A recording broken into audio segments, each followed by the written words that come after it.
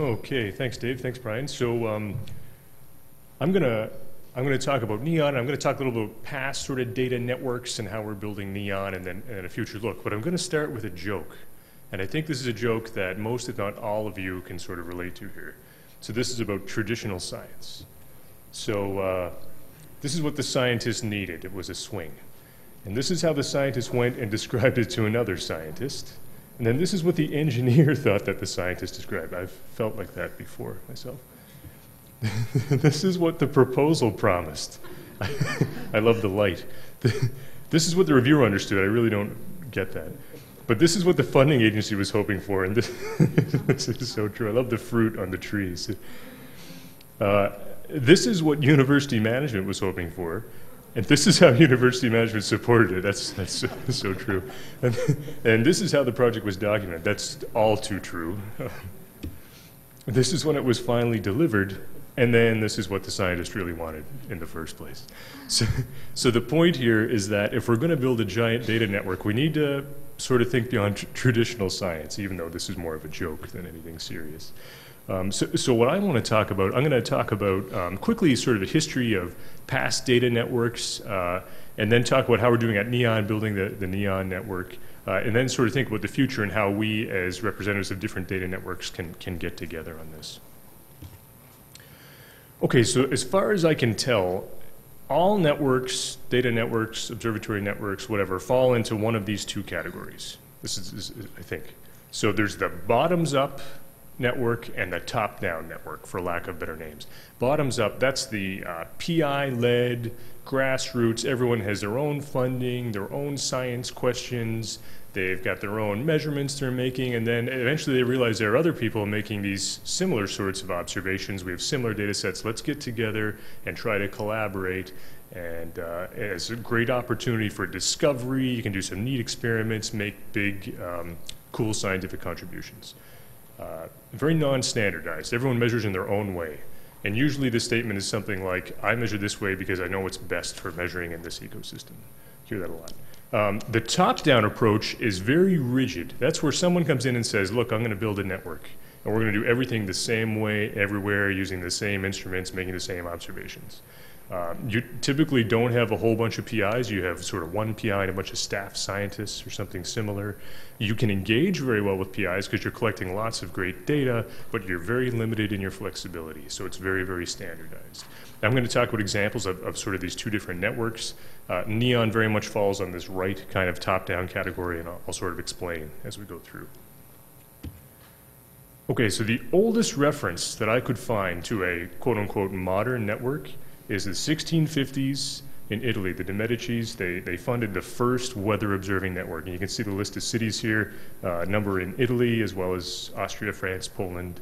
And they collected all their data and they sent it back to Florence. I guess that was like the data archive center that they had back then. And that's where they processed the data.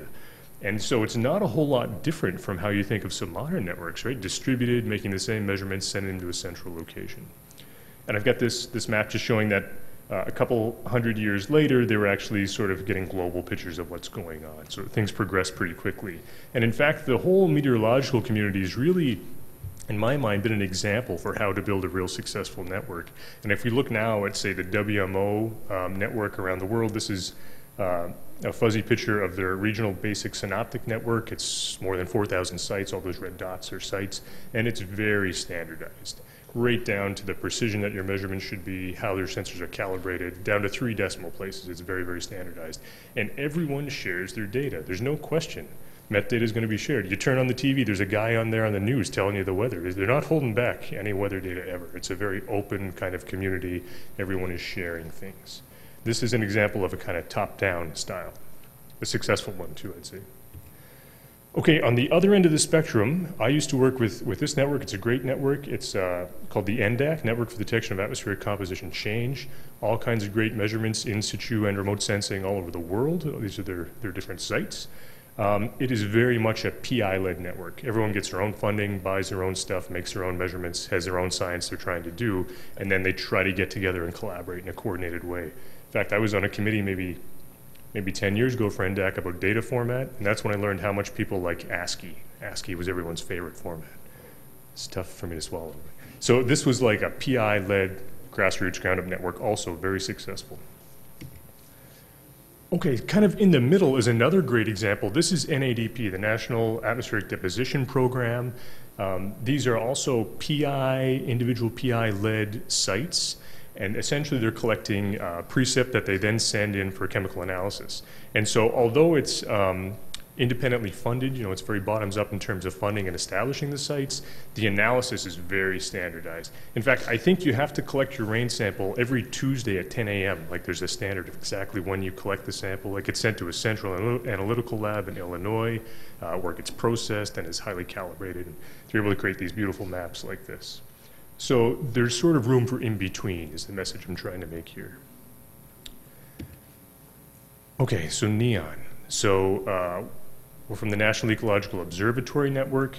NEON was funded very much in this top-down standardized approach to making a data network. These are the 7 grand challenge areas for NEON, so drivers and sort of responders to change.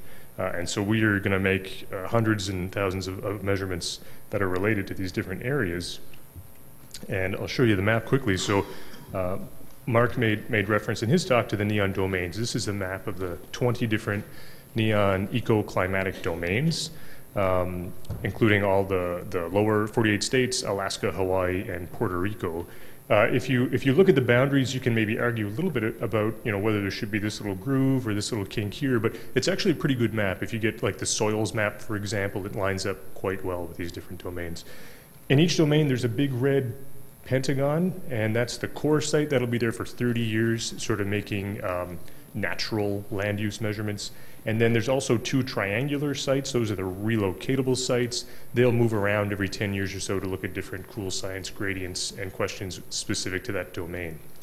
There's also aquatic sites. Those are the blue circles and squares that are located in the different domains. And they'll be making measurements specific to the aquatic environment. And we've got an airborne platform. There's remote sensing over the sites. And so it's a very extensive, kind of ambitious network and like I say, very standardized. So just to give you an update on how we're doing, we were funded to start building this in early 2012, late 2011.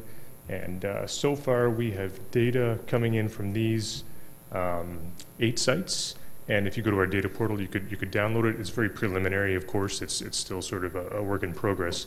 But we're also constructing another 23 sites right now across the continent. So in various stages of construction. It might be running power, it might be building a tower, it might be deploying sensors. But so far, we're more than halfway through getting things going here for the network, hoping to get this all built up by about the end of 2017. And so we're going to make measurements in all different areas. This is my attempt at summarizing 500 data products in one slide of photos here. So there's people making what I call traditional organismal ecology measurements, collecting bugs and leaf litter samples and so on. There's people doing aquatic environment measurements. There's all the sensor-based measurements that are made on the tower and in an array of instruments on the ground near the tower. There's a museum and collections archiving service, so samples that are collected out in the field are then maintained so they can be released to the community on request. And then there's this remote sensing payload that are flown on our aircraft. So many different moving parts, many different facets, lots of data. And the challenge for standardizing something like that is getting it to work in every ecosystem across the country. So I've got pictures here from Alaska down to the southeast, the northwest. Was just in Hawaii last week. Every single place like this has its own unique challenges as to how you want to do a standardized measurement. And the most frequent question I get when I give a talk is, have you thought about measuring this at our site? And the answer is yes, I have, but we're standardized. And so we can't really do that. We lose all that flexibility, that cool PI, exploratory discovery flexibility. That's kind of lost with this very standardized network. The answer, the most political answer would be, yes, that's a great idea. We should work on a grant together so you can come in and make that measurement yourself. But that sort of defeats the purpose of the network. So very standardized across the board. And the idea, the motivation for being so standardized is that if we keep all the measurements in the same format, the same calibration, the same collection frequency, we can synthesize them all together to address these great societal benefit areas and address those grand challenge areas in climate science. And so that's the reason that we want it to be so standardized, so things are so fluid into this process. So I wanted to quickly sort of compare a handful of networks and sort of different approaches that are being done. So just for the sake of argument, I grabbed these 4 different networks. They're all funded by NSF, and they're all in the US here. So there's NEON, there's the Ocean Observatories Initiative. That's got kind of like 4 or 5 main nodes to their network, and they do all kinds of ocean work, as you can imagine.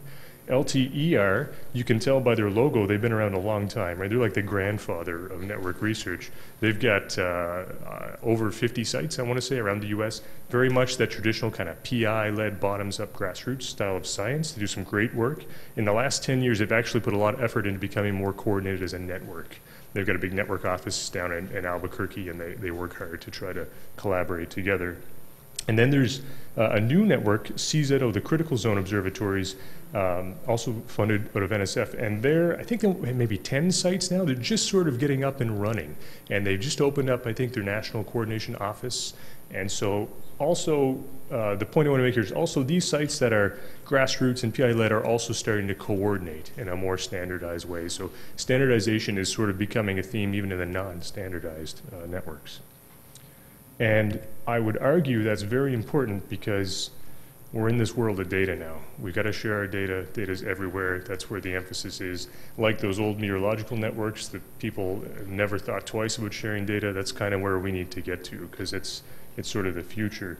And ideally, we'll end up in a situation like this. Brian gave me this slide. Thanks, Brian. This shows how all the different measurements that we make in our different data networks in the ideal world will come together in a uniform cyber infrastructure where everything's nice and standardized, and then they're able to go up to these different agency groups, different networks, different academic areas, and policymakers and decision makers will be able to really interpret these in a meaningful way. That's where we want to get to. And so I think the standardization is a good step in that direction. It's certainly not necessary. It has its cons associated with it, but it will help us get toward this more free-flowing network integrated view. And I've got at the bottom there the garbage in, garbage out. Even standardized garbage is garbage, right? So it's data quality still can't be missed here at any stage. Okay, that's it. Thank you.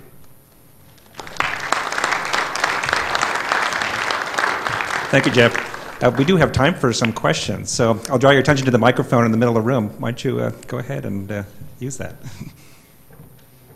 Yep, sir.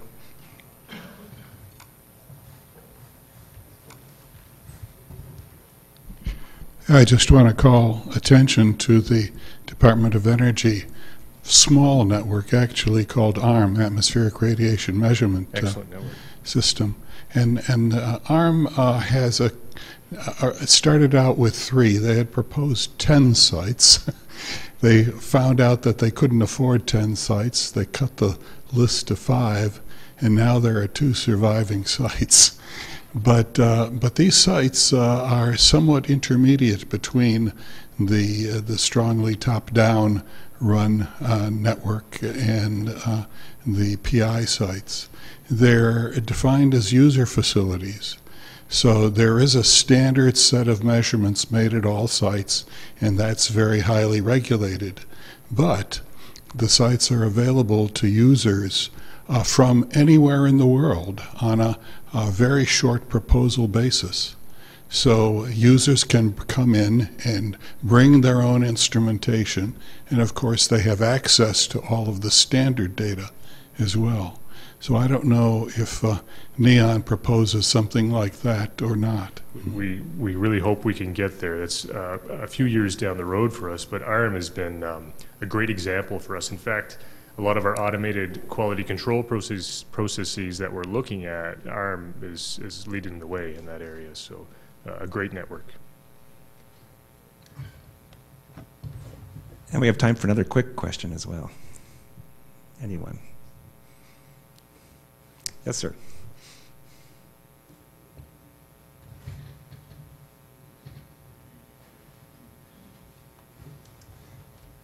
I come from the ecological community in Europe, and there we see also the discussion and the waves towards standardization, and I see the reason why that is important. But I also see big drawbacks, because there also is a tendency that only things that can be standardized, only measurements that can be standardized are being seen as being important. And for example, in the LTER sites, there'll be lots of measurements that are not easy to standardize, which doesn't mean that the knowledge that comes out of those measurements may not be unimportant just because they cannot be standardized. So I think there's a risk that if we focus too much on standardization, there'll be important information we never get. Yeah, I absolutely agree, and I would add to that you know, being standardized at a network costs a lot of money, and so you're probably only going to have a program officer or funding agency invest in building a network that has very mature kind of science where it's relatively understood. Cutting edge stuff doesn't fit into that model very well. And this is where the non-standardized sort of more traditional PI-led science can do some great discoveries, great cutting edge research, where the standardized data network will be limited in that capacity. So I totally agree with your point.